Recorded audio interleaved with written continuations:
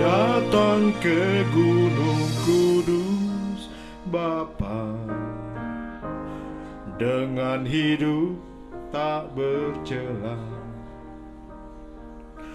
keagunganmu, kemuliaanmu melingkupi hadiratmu.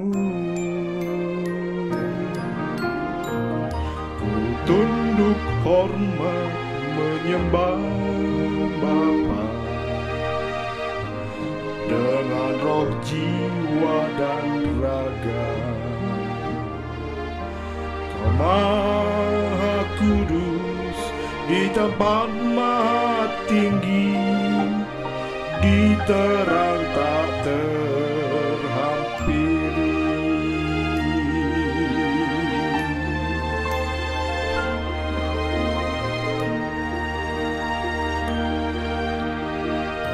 Ku datang ke Gunung Kudus Bapa dengan hidup tak bercela, keagunganmu, kemuliaanmu melingkupi hadiratmu. Ku tunduk hormat menyembah Bapa dengan roh, jiwa, dan raga. Kau Maha Kudus di tempat maha tinggi, di terang tak terhampiri. Haleluya, amin. Haleluya, amin. Haleluya, haleluya, haleluya,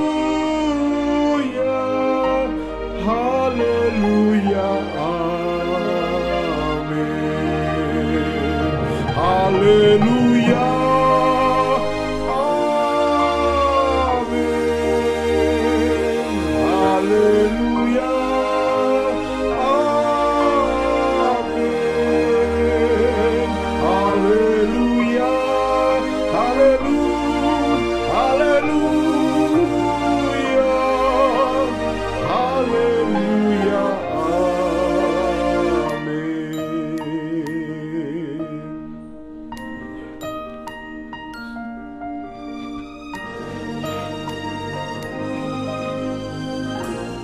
Datang ke Gunung Kudus Bapa dengan hidup tak bercela, keagunganmu, kemuliaanmu melingkupi hadiratmu.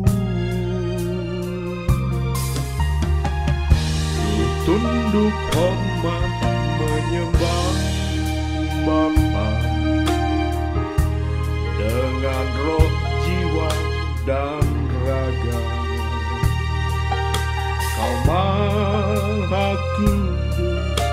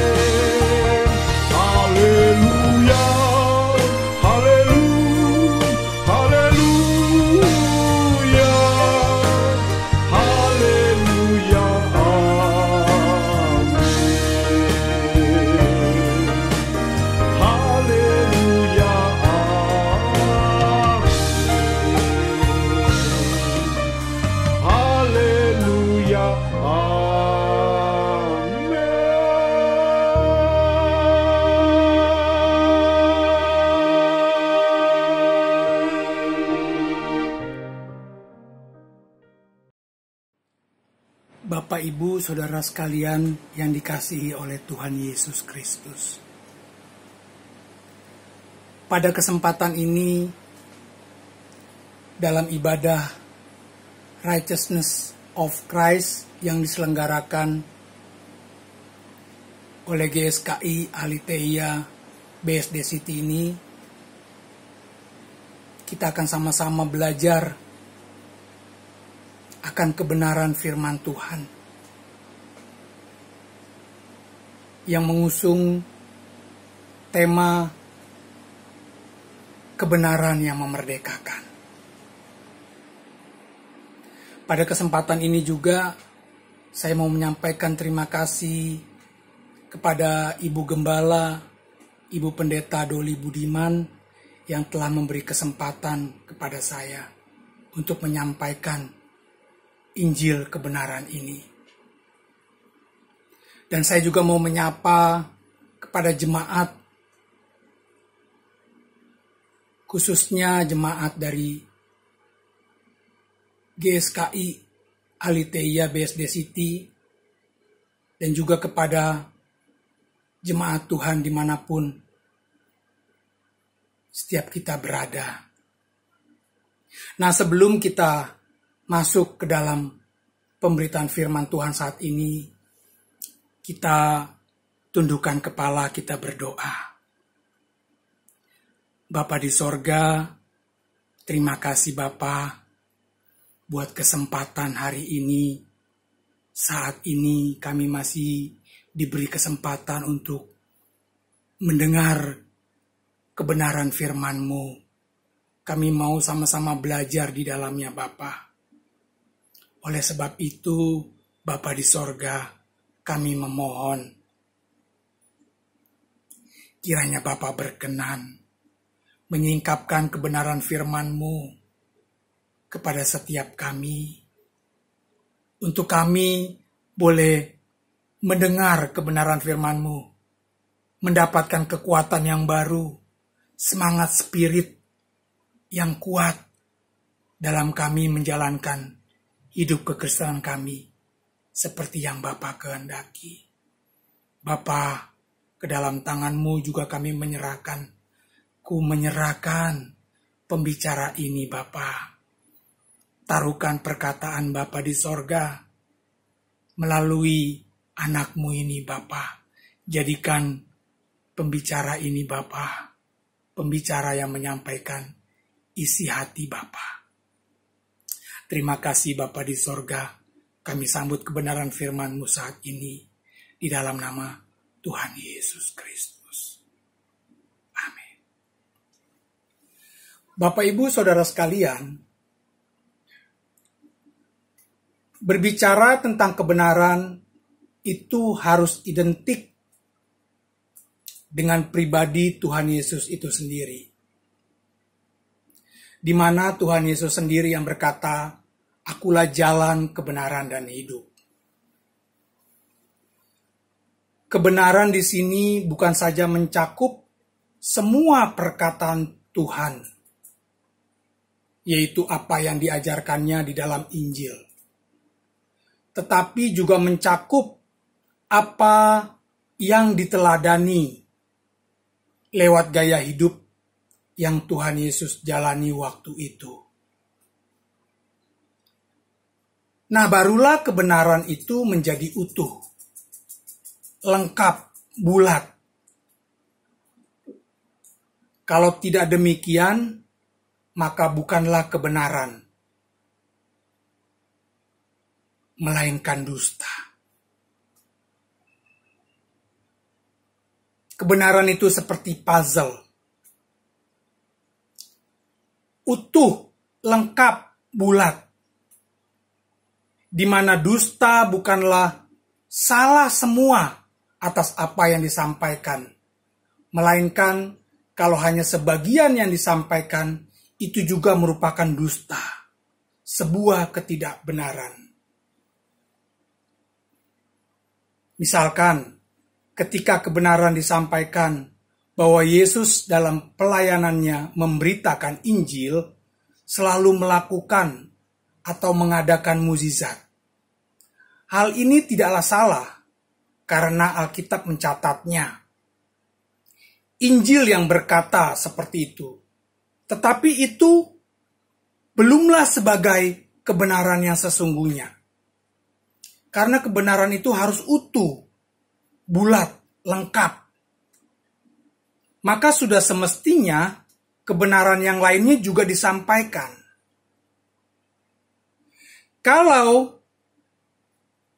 si pembicara atau hamba Tuhan yang berkhotbah menyampaikan sebuah kebenaran, taruhlah kebenaran itu sebuah pengajaran mengenai mukjizat, maka maka pembicara tersebut, hamba Tuhan tersebut juga harus menyampaikan kebenaran yang lainnya. Misalkan, seperti sebuah tanggung jawab dalam hidup orang percaya, di mana Injil berkata dalam Galatia 6 ayat 7, apa yang kamu tabur, itu juga yang kamu tuai. Nah, kita kembali kepada pokok permasalahan yang ada.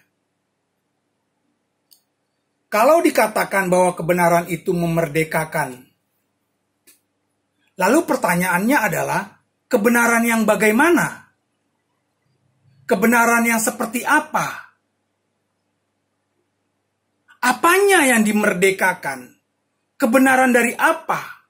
Dan sebagainya. Satu-satunya masalah dalam hidup ini, masalah yang terbesar dalam hidup orang Kristen adalah di mana seseorang nantinya bisa terpisah dari hadirat Bapa di kekekalan untuk selama-lamanya. Dan ini merupakan hal yang sangat mengerikan. Keterpisahan dari hadirat Bapa di kekekalan untuk selama-lamanya merupakan hal yang mengerikan. Hal ini dikarenakan ketidaktaatan manusia terhadap kehendak Allah, sehingga manusia tidak lagi dapat mencapai standar hidup, standar kekudusan yang Allah kehendaki. Untuk itulah Allah mengutus putranya yang tunggal, satu-satunya utusan Bapa yang menjadi satu-satunya role model manusia yang Allah Bapa kehendaki, di mana manusia diberi kemungkinan untuk dapat dikembalikan kepada rancangan semula Allah menciptakan manusia, yaitu manusia yang segambar dan serupa dengan Allah, yang mengerti kehendak Allah dan mau melakukannya seperti yang Bapa kehendaki. Karena ketidaktaatan manusia itulah manusia tidak lagi bisa mencapai standar hidup, standar kekudusan yang Allah kehendaki. Sedangkan Allah menghendaki orang Kristen melakukan kehendak Allah. Dan sebaliknya, jika orang Kristen tidak mau melakukan kehendak Allah, maka orang Kristen tersebut akan ditolak Allah di kekekalan. Di dalam Matius 7 ayat 21 sampai 23 kita bisa menemukannya. Nah, sebagai role model, satu-satunya teladan hidup yang Bapa kehendaki, ketika Yesus hidup di bumi ini sebagai manusia yang mengenakan tubuh daging seperti manusia pada umumnya, seperti kita. Selama pelayanannya di bumi ini 3,5 tahun, Tuhan Yesus mengajarkan Injil, kebenaran yang memungkinkan dikembalikannya manusia kepada rancangan Allah semula. Nah, kebenaran Injil yang sejati yang diajarkan oleh Yesus ternyata semuanya berfokus kepada hal-hal yang bersifat rohani. sangat rohani. Artinya bersifat batinia. Apa yang tidak terlihat oleh orang lain. Karena Allah menghendaki buat orang-orang yang mau dengan rela percaya kepada Yesus, bukan saja menjadi orang yang baik, tetapi menjadi sempurna di mata Allah Bapa. Mengerti kehendak Allah, apa yang baik, yang berkenan, dan yang sempurna. Roma 12 ayat 2. Menjadi pribadi seperti putra tunggalnya sebagai satu-satunya role model manusia yang sempurna. Yang mau rela melakukan kehendak Bapa di sorga. Bapak, Ibu, Saudara sekalian yang dikasihi Tuhan. Lewat penebusannya, Yesus memberi peluang, kemungkinan kepada orang-orang yang mau dengan rela percaya kepadanya untuk menjadi pribadi seperti Yesus. Di mana Tuhan Yesus berkata, "Jadikan semua bangsa muridku." Artinya bahwa orang Kristen harus dididik, dibentuk untuk menjadi pribadi seperti Yesus. Manusia yang mengerti dan melakukan kehendak Allah seperti yang Allah kehendaki.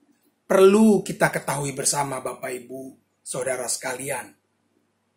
Ketika ini dikatakan oleh Tuhan Yesus, jadikan semua bangsa muridku. Ku di sini K-nya huruf besar yang menunjuk kepada pribadi Tuhan Yesus. Hal ini disampaikan, dikatakan oleh Tuhan Yesus ketika Tuhan sudah selesai melakukan tugas kemesiasannya.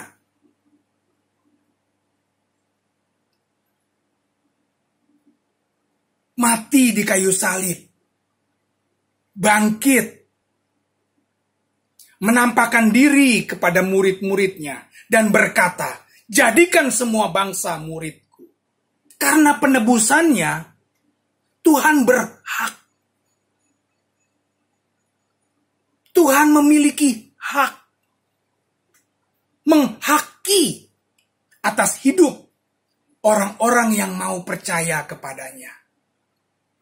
Dalam hal ini, Bapak, Ibu, Saudara sekalian, orang Kristen dipanggil bukan saja menjadi orang yang baik, tetapi sempurna. Sempurna seperti Bapa di sorga, serupa dengan Yesus. Makanya Tuhan berkata, "Jadikan semua bangsa muridku," murid Tuhan Yesus. Nah, tetapi Bapak Ibu, sebelum mencapai kesempurnaan itu, orang Kristen haruslah semestinya sudah lebih dulu baik moralnya. Benar dulu moralnya. Baru bisa dibentuk untuk bisa sempurna. Karena kalau hidup keagamanmu tidak lebih benar daripada hidup keagamaan ahli-ahli Taurat dan orang-orang Farisi, sesungguhnya kamu tidak akan masuk ke dalam kerajaan sorga. Hal ini dikatakan oleh Tuhan Yesus pada waktu itu kepada orang-orang yang mau mengikutinya. Sedangkan waktu itu mereka mengikuti Tuhan Yesus dalam pengertian yang belum apa-apa sama sekali. Belum mengerti apa-apa. Masih begitu polos-polosnya. Masih begitu sederhana mengikut Tuhan Yesus. Tentu mereka mengikut Tuhan Yesus karena memiliki satu kebutuhan yang mereka harapkan nantinya bisa terpenuhi. oleh Tuhan Yesus. Melalui kehadiran Tuhan Yesus dalam hidup mereka. Nah, Bapak, Ibu, Saudara sekalian, dalam perjalanan hidup ini, ketika orang Kristen menggelar hidupnya di bumi ini, orang Kristen yang mau belajar sungguh-sungguh mengerti dan melakukan kehendak Bapa akan menemukan adanya pribadi yang lain dalam dirinya. Seperti berkepribadian ganda dalam dirinya. Mulai bisa merasakan seperti ada dua pribadi dalam dirinya. Bisa kita katakan sebagai manusia lama dan manusia baru yang sama-sama berjuang dalam diri orang Kristen tersebut.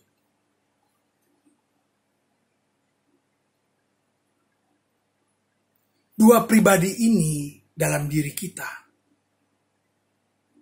bisa sadari. Dan kita harus mengakui ada dua pribadi dalam diri kita. Ketika kita mau percaya kepada Yesus dan memberi diri untuk ditebus oleh Yesus, Tuhan kita yang mulia juru selamat, Raja kita, Majikan Agung hidup kita, Tuhan Yesus Kristus.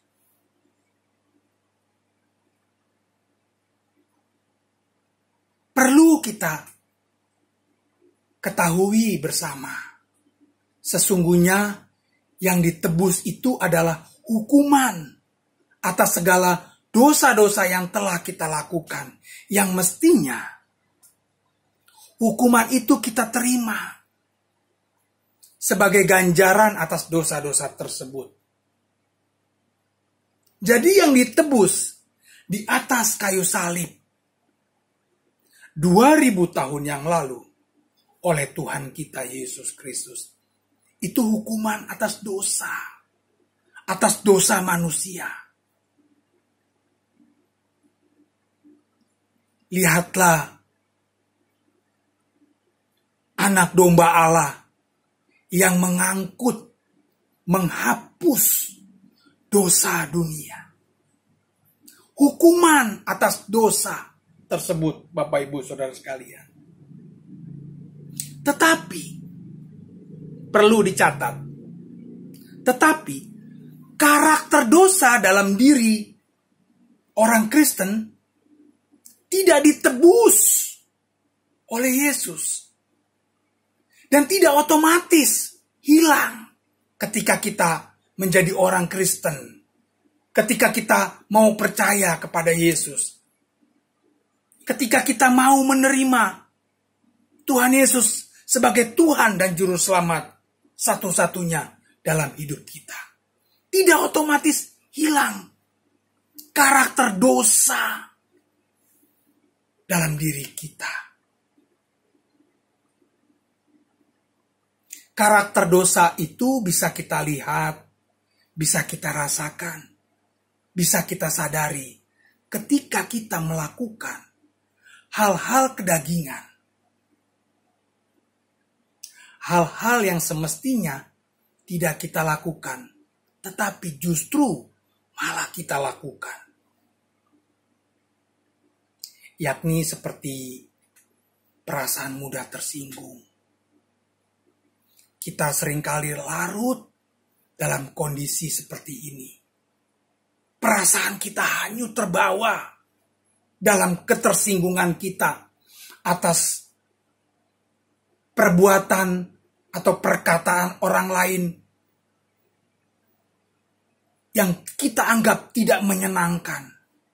Bahkan sampai taraf melukai hati perasaan kita.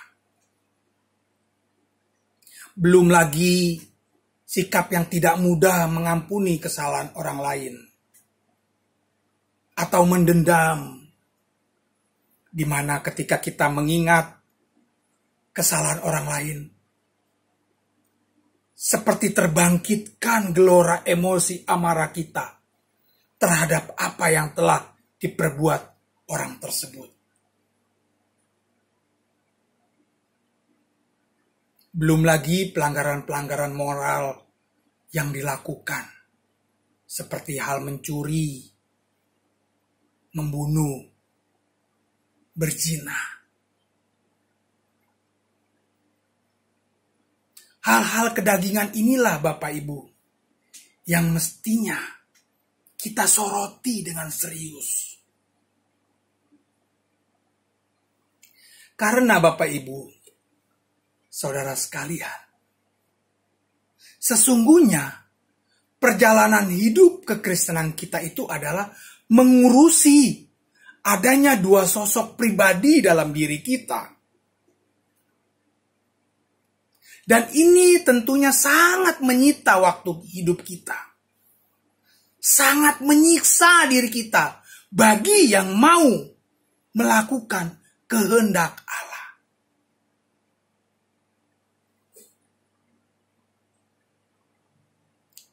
Untuk bisa melakukan kehendak Allah dengan sempurna, dan memang Allah Bapa menghendaki orang percaya bisa melakukan kehendak Allah dengan sempurna, seperti yang diteladankan Tuhan Yesus. Tuhan Yesus Kristus dengan sebutan Yesus tanpa Tuhan, tanpa ada kata Tuhan di depannya. Ini maksudnya adalah Yesus dalam keadaan sama, serupa dengan manusia. Ketika beliau yang maha mulia mengenakan tubuh jasmani sama seperti tubuh jasmani yang kita kenakan saat ini, Bapak Ibu Saudara sekalian.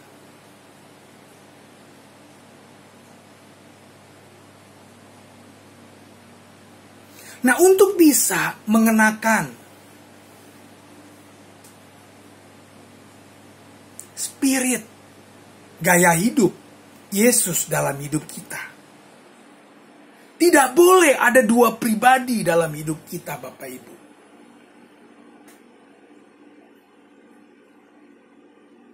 Dua pribadi tadi itu adalah manusia lama dan manusia baru. Dan kita tidak bisa mengabdi kepada dua tuan.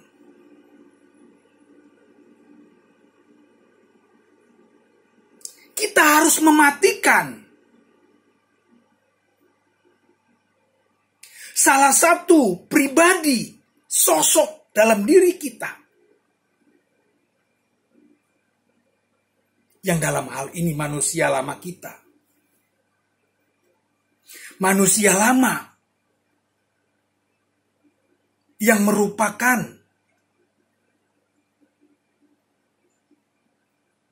perwakilan wujud dari karakter dosa itu.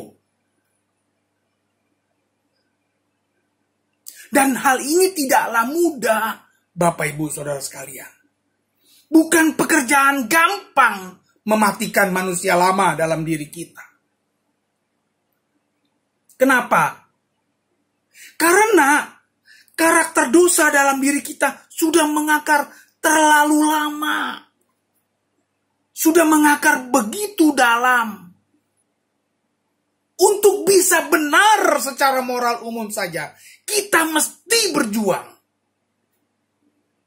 Apalagi untuk bisa sempurna melakukan kehendak Bapa, yaitu berkeadaan seperti putra tunggal Bapa di sorga, yang mau dengan rela melakukan kehendak Bapa. Kita mesti lebih ekstra lagi berjuangnya, Bapak Ibu. Karena kita tidak bisa mengabdi kepada dua tuan. Selanjutnya, Bapak Ibu Saudara sekalian, kita juga harus menyadari bahwa kebiasaan-kebiasaan salah dalam hidup kita membekas kuat, mengukir dalam,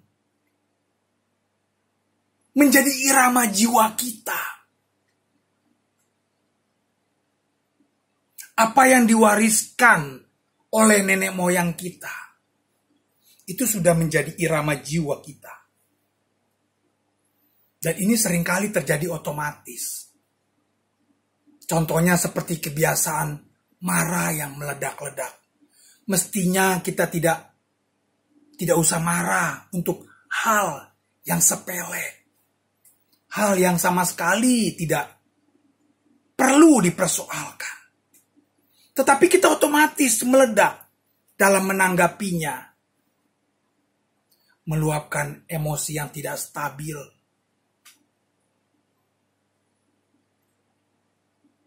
Belum lagi keinginan-keinginan yang tersembunyi. Seperti mengingini apa yang orang lain miliki. Belum lagi keinginan-keinginan ingin menguasai. Ingin merasa diperhatikan lebih. Merasa lebih penting dari orang lain. Belum lagi kesombongan-kesombongan terselubung dalam diri kita. Belum lagi gairah-gairah liar dalam diri kita, Bapak Ibu Saudara sekalian.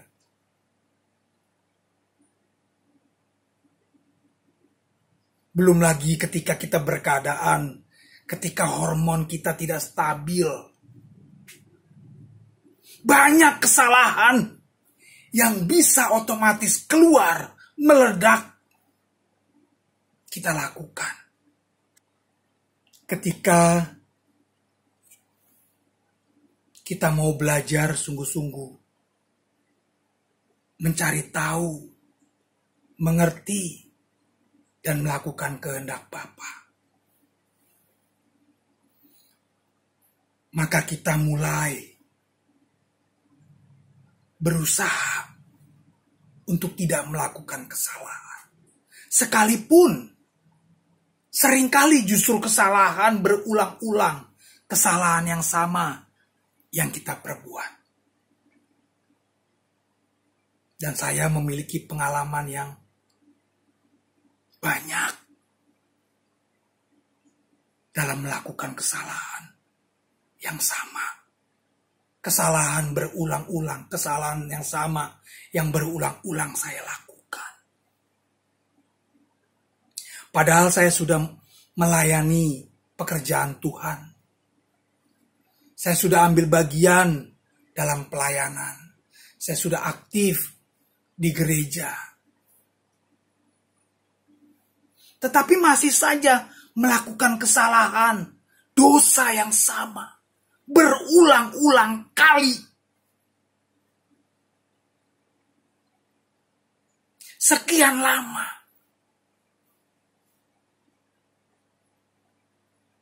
Nah, saya ikut terseret di situ.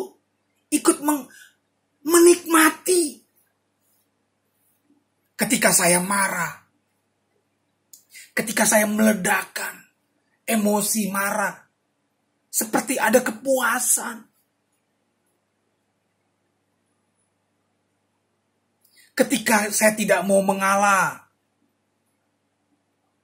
ada keegoisan yang tinggi, yang semestinya tidak perlu. Belum lagi perasaan-perasaan minder, rendah diri yang tidak perlu, rendah hati kita harus. Dan mata ini Bapak Ibu Saudara sekalian, ini kan mata orang berdosa.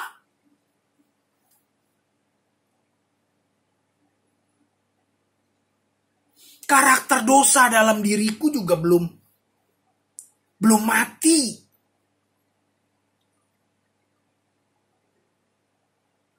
Dan seringkali keluar otomatis begitu saja monster dalam diriku.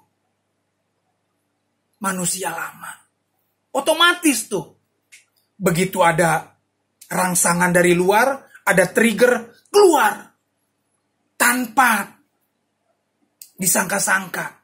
Tanpa dipersiapkan sebelumnya. Dalam kondisi seperti ini Bapak Ibu, buat orang-orang yang mau berjuang, berkeberadaan seperti Putra Tunggal Bapa Tuhan kita Yesus Kristus.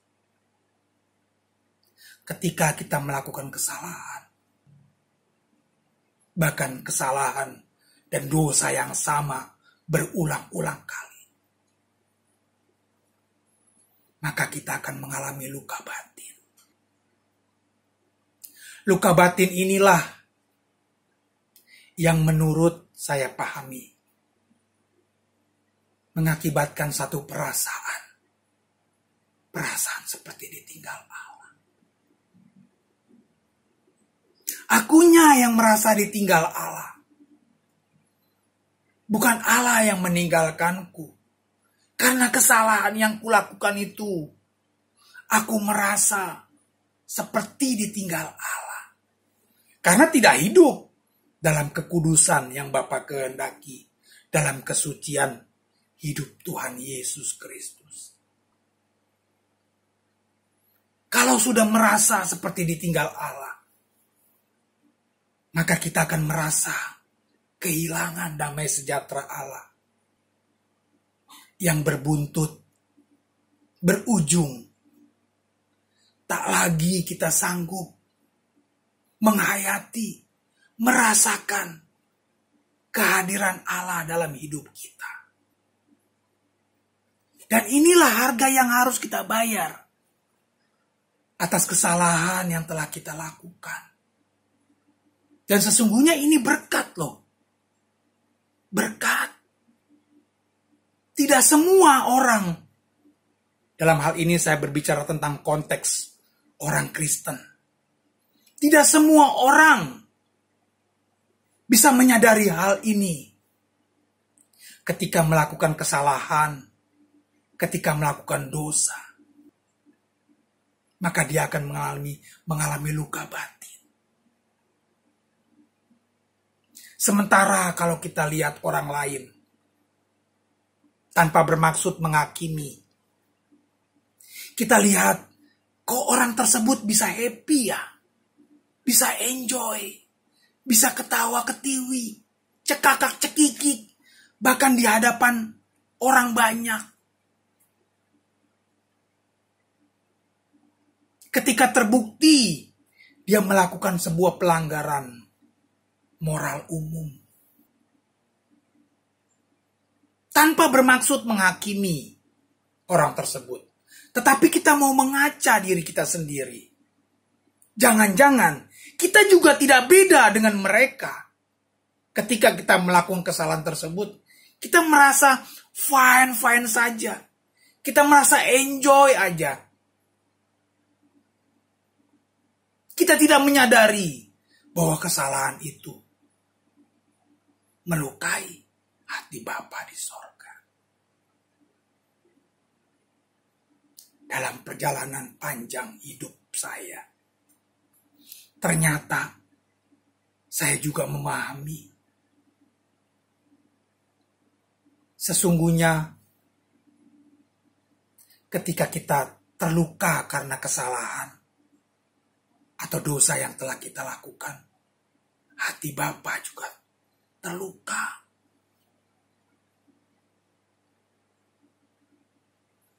Bapa juga mengalami, kalau boleh dikatakan, sakit yang sama ketika kita mengalami hal tersebut. Tetapi kita tidak boleh berhenti sampai di situ, Bapak Ibu. Kita tidak boleh berhenti dalam keadaan seperti itu.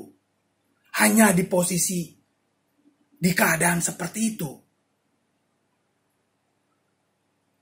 Kita harus berjuang. Dalam hal ini kehendak manusia itu bermain. Mempunyai peranan yang sangat penting. Karena manusia batin dalam diri kita harus kita bangun terus. Supaya bisa mematikan keinginan-keinginan dari manusia lama kita, monster dalam diri kita. Tidak akan pernah puas kalau kita menuruti hawa nafsu daging kita yang liar ini, Bapak Ibu, Saudara sekalian. Pada kesempatan ini, Bapak Ibu, Saudara sekalian,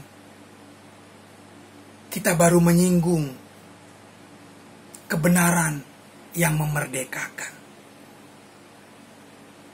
Kebenaran yang diajarkan oleh Tuhan Yesus melalui Injil kebenarannya, di mana Injil memuat dua hal.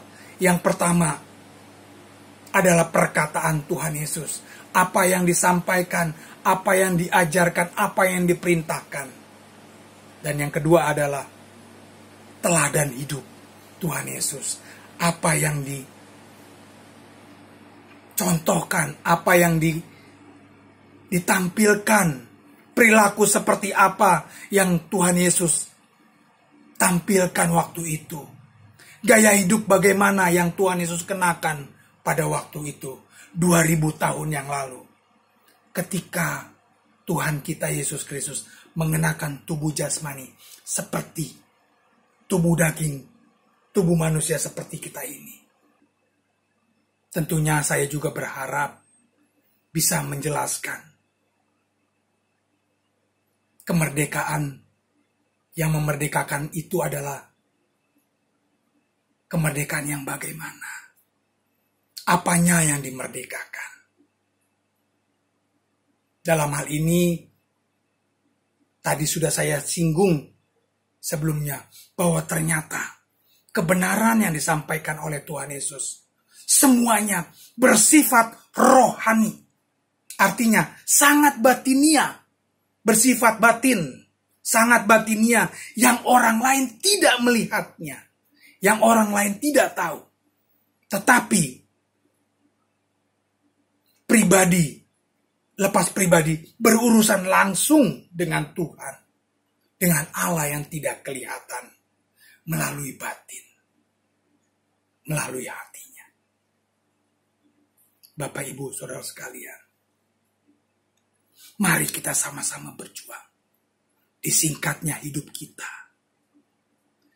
di satu-satunya kesempatan hidup kita di bumi ini, sebelum kita menutup mata di bumi ini, kita ambil satu keputusan, komitmen yang kuat, tekad yang bulat, untuk hidup berkenan di hadapan Bapa di sorga, melakukan kehendak Bapa seperti yang Tuhan Yesus teladankan. Kiranya kebenaran firman Tuhan yang saya sampaikan saat ini boleh menjadi kekuatan yang baru buat kita semua. Menjadi semangat, spirit yang kuat untuk kita hidup sungguh-sungguh mencapai standar kekudusan yang Bapa kehendaki. Kiranya Tuhan Yesus Kristus memberkati kita semua. Amin. Bapak, Ibu, Saudara sekalian, jikalau Tuhan kehendaki, di lain kesempatan kita akan sama-sama belajar mengenai kemerdekaan yang seperti apa. Apanya yang dimerdekakan.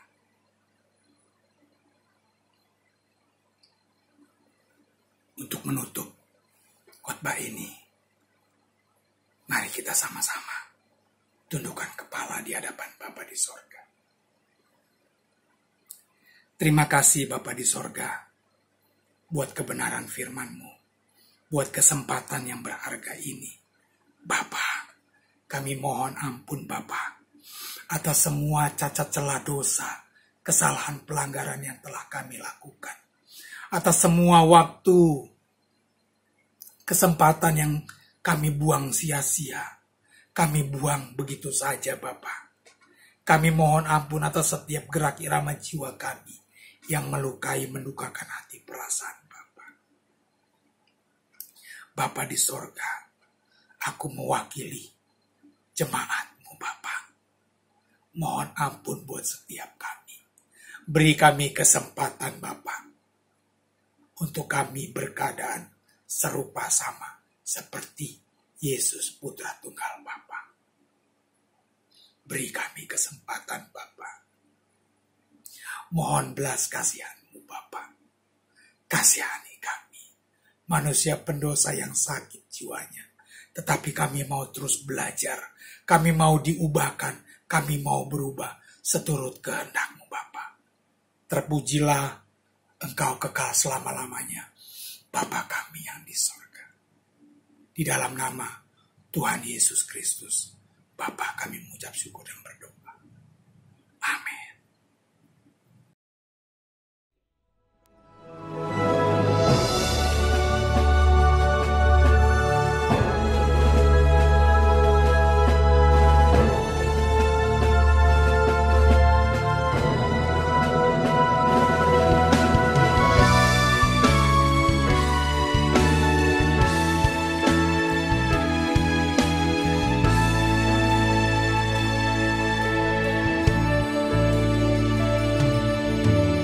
Hormat bagi Allah Bapa, hormat bagi anaknya, hormat bagi Roh Kudus, ketiganya yang esa. Haleluya, haleluya, ketiganya yang esa.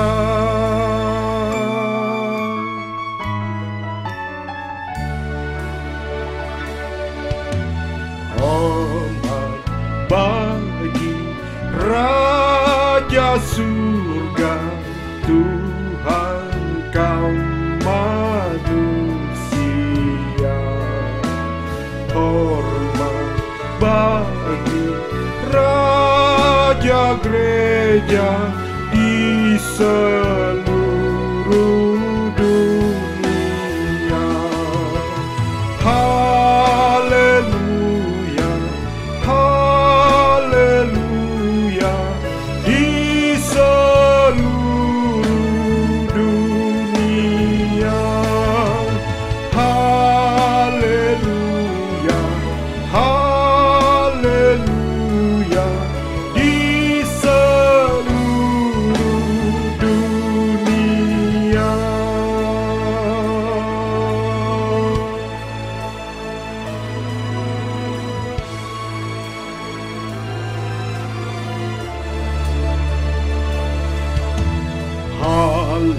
Haleluya, persembahan bala kerajaanmu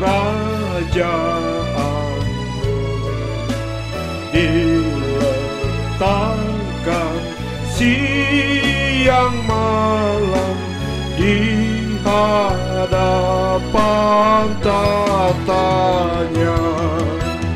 Haleluya, haleluya, di hadapan tatanya. Haleluya, haleluya, di hadapan tatanya. Di hadapan tatanya, di hadapan tatanya.